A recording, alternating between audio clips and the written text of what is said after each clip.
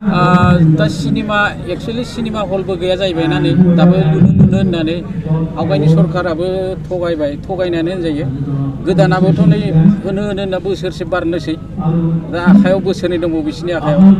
बे समाव मा खालामनो नागिरदों आं मिन्थिया।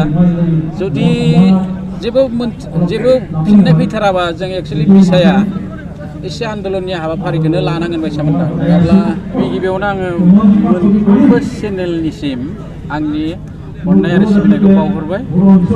लोगोसे जोंनि बर' हारिमुवा थांना थाथों बिनि थाखाय आं अबं गसाइनाव बोर बिग्रोनाय जाबाय। बे जोंनि बिसानि ब्रैथि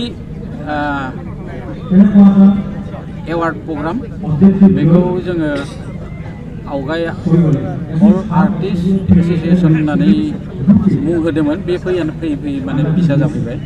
दिनै एसे साबसिन जाबाय जेनेबा ओमफ्राय जों आवगाय जि आर्टिस्टफोर मोन्दोंमोन लोगो बिसोरबो लासै लासै रोंजोब्बाय।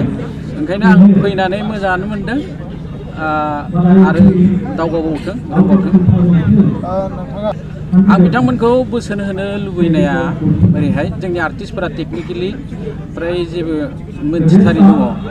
जेनेबा केमेरानि एंगोल एडिटिंनि सोमोन्दै ओमफ्राय कम्पिउटारनि सोमोन्दै केमेरानि सोमोन्दै मिथिथारि दङ। आंनिब्ला जाय एक्टिं खालामगोन आर्टिस्टफोरा बे एक्टिं खालामग्रा बिथांमोना बे केमेरा बेनिफ्राय एडिटिं बेफोरनि सोमोन्दै एसे मोनथिनांगौ। होमब्लाथाय एक्टिं खालामनायाव मोजां जायो। ओंखायनो बे दावगाफुनायफोरा जोंहाथ' आरो बारा सम गैला आरो जों बारा मावबायबो थानो हानाय नंला। लासै लासै बैसोआबो जाहांबाय।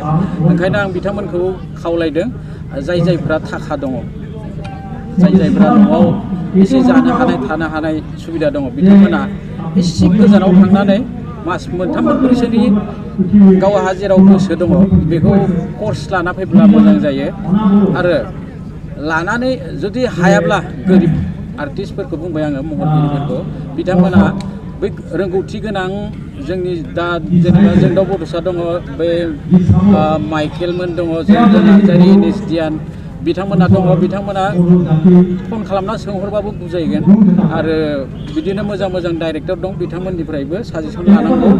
साजेसन लायालासिनो आं रोंगौ होननानै मावनाङा आरोखि आं बेखौसो खावलायदों। माने एसे साजेसन लायै मावब्लाथाय सर्ट फिल्मानो जा गासिबो मोजां जाजोबगोन आरो।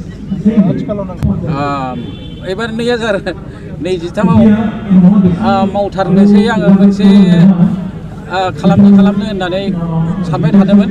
मिशन बड'लेण्ड होननाय स्ट'रिया जाखाबाय। स्क्रिन प्ले जा फंबाय माइकेलखौ आं दिनैनो दहाय माने बिथोन होबाय लिरनो स्क्रिन प्लेखौ डाइलगखौ।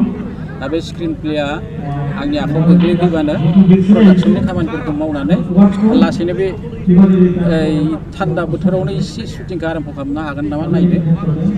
प्रडिउसारफोर सब जाजोब्बाय। केमेरामेन एडिटर एडिटिं माव खालामगोन बेफोर जाजोब्बाय। नोंथाङा बे बर' रायजो राजाफ्रा बर' सावथुनखौ माने नै दा अनसायनाया ओरैहाय जाहैबाय। दा एक्चुअली सिनेमा हलबो गैया जाहैबाय ना नै दाबो लुनो होननानै आवगायनि सरकाराबो थगायनानै होनजायो। गोदानाबोथ' नै होनो होनना बोसोरसे बारनोसै दा आखायाव बोसोरनै दंबावो बिसिनि आखायाव। बे समाव मा खालामनो नागिरदों आं मिन्थिया। जुदि जेबो फिननाय फैथाराबा जों एक्चुअली बिसाया एसे आन्दलननि हाबाफारिखौनो लानांगोन बायसा मोनदों। नङाब्ला एसे गोरलै बिबा माथो जेबोखौनो होनो नागिरा। दा जुदि मिनि सिनेमा हलखौ थाबैनो जोंनि बिटिआरआव 40थासो मिनि सिनेमा हल लुना होयो अब्ला देखायनो जोंहा सुबिदा जायो। रां रुफा फैनाया बे हल थाबासो फैगोन ना। दा जों फुजा समावल' देखायो। फुजाया जोबलांबाथाय सिनेमाया गैला।